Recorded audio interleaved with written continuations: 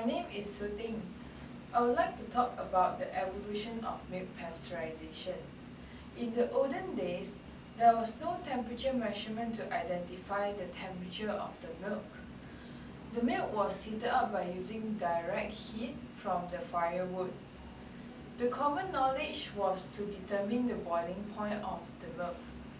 In 1862, Pasteur completed an experiment and patented the process called pasteurization. Pasteurization was invented to treat microbes in the milk. He suggests heating up the milk to a temperature of 62 to 100 degrees Celsius. His research then led to the future to design a system for pasteurization process. The instrument is known as High Temperature Short Time HTST system.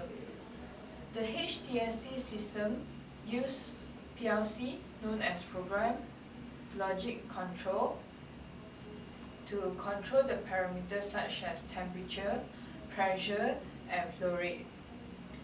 Hence, the temperature set point to heat up the bulk fluid, which is the milk, is between 72 degrees Celsius to 74 degrees Celsius in a short time range of 15 to 30 seconds. Hello, my name is Nasser Ali Saib, and I am going to talk about assess current technology, practices and trends in instrumentation and control. So what is a HTST? HTST stands for High Temperature Short Time Unit. It's the current form of technology used in pasteurization. Milk is heated to 72 degrees centigrade for 15 seconds, killing any pathogenic bacteria to make food safe to eat, at the same time reducing transmission of diseases such as typhoid fever. Why do we use a HTST?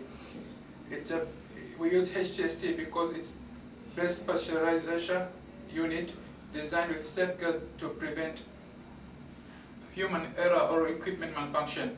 The second reason we're using HTST it's because that its heating and cooling regeneration features offers important efficiencies by conserving heat, refrigeration, space and time requirement. Okay, every HTST is fitted with a controller which is hot water temperature controller. It has two functions. The first function is to control the temperature of water in heater section of the high temperature short time unit HTST. The second function is to operate a mechanism. What kind of mechanism? To correct any tendency of temperature to deviate from the desired reading by a mechanism of a steam valve. My name is Anis Raihana. Today I will talk about my case study. In this case, HTST being incorporated with homogenizer, booster pump and separator. Raw milk is pumped from storage tank to the heat exchanger plates in counter current movement to be heated to a temperature range of 57 degrees Celsius to 68 degrees Celsius. A booster pump provides pressure to timing pump, in this case homogenizer, to move raw milk to the balance tank or constant level tank. It can only operate when homogenizer is running and when the valve is in forward flow and when the automatic pressure control device exceeds 1 psi. Separator is installed to partially or completely remove fat globules from the product by exposing the centrifugal force on the raw milk. The separators have high efficiency and able to alter the product flow via the removal product of heavier fat globules. A homogenizer utilizes between 3 to 5 pistons that work together with crankshaft. Pistons of homogenizer work under high pressure to force product to move through a tight steel orifice. The milk then flows in the holding tube and being held for 15 seconds. Frictional force on the surface of the holding tube, diameter and length of the holding tube, including the speed of homogenizer timing pump, govern the maximum velocity of the milk. At the end of the holding tube, there are temperature sensors which will lead to flow diversion device. The milk that flows in diverted flow will return to the balance tank as it is improperly being heated. The rest of the milk will flow to the pasteurized milk regenerator to give up heat to raw milk before being cooled down to a temperature of 32 degrees Celsius to 9 degrees Celsius.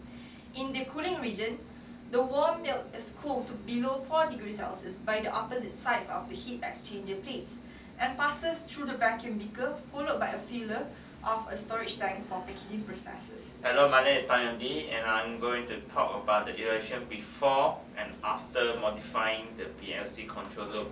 Now you can see the graph before modification. That is an increase in temperature as well as the steam pressure up to its set point. Then after the set point, there is a bit of overshoot by 3 degrees Celsius, and then there are some oscillation going on. Okay. So, as I stated earlier, the temperature that is represented by the red line increased up to 140 degrees Celsius, which is a set point for milk pasteurization process. Then after it has reached the set point, there is a small oscillation occurring alongside with an overshoot by 3 degrees Celsius. This incident also occurred in steam pressure, which is represented by the purple line, especially after the milk flowing at the double speed and replaces water. So, we can cut down these issues by slowing down the controller. Unfortunately, the system will be too slow to rectify those disturbances that can cause the overshoot to rise significantly. If the parameters will speed up, the parameters for the controllers, both oscillation and overshoot increase simultaneously. So the most interesting fact that pressure increases linearly with temperature as a result of heat exchange between the milk and steam. In addition, it reacts much faster than the temperature. So in that case, we have to modify the controller design by integrating the pressure into the system. Hence, the disturbance effect on the temperature is greatly reduced, as well as the overshoot. So we can say that this kind of modification by integrated pressure acts as PID or the pressure integration device. We can also use a model based on the control called an internal model control. It is used to predict the temperature behavior towards the disturbance by using a mathematical model, and one of these benefit of the mathematical model is it uses a software that calculates the mathematical model between the operating valves and the temperature reactions. So you can see in another graph, the post-modification graph. The temperature has managed to reach its set point with a little bit of increasement, but as you know, we can assume that it remains steady throughout the longer period. And then the steam pressure also increased up to its set point, but later that it deviates a bit, and then it remains constant throughout the constant, and then you can see the valve output value increases up to its maximum level within a second, approximately 15 or 20, within a minute, approximately 15 or 20 seconds, and then it remains constant for about 45 seconds before it starts to fluctuate in the decreasing trend in order to regulate the temperature of the pasteurized milk. So in general, everything, including the parameters, has its own benefits and weakness. Let me start with the pasteurization process. One of these beneficial values is it manages to kill all the harmful bacteria like tuberculosis, Staphylococcus aureus that cause us skin problems like boil. Secondly, it increases the milk shelf life as well as inactivating the deteriorating enzymes in the milk. One of the advantages of the PLC control is it able to tolerate extreme conditions such as high temperature and humidity, and moreover, it has a very flexible operation, and it's able to rectify the errors happening in the circuit by retopping the logics. One of the disadvantages of pasteurization process is it's only applicable exclusively to the dairy industry such as yogurt and ice cream. Secondly, the shelf life of the milk is reduced once we open the milk bottle.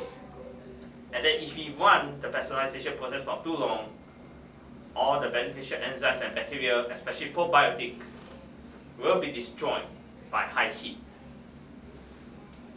The weakness of PLC culture is it has limited standardization that can lead to serious confusion among the PLC programmers, and is not good in dealing with the databases.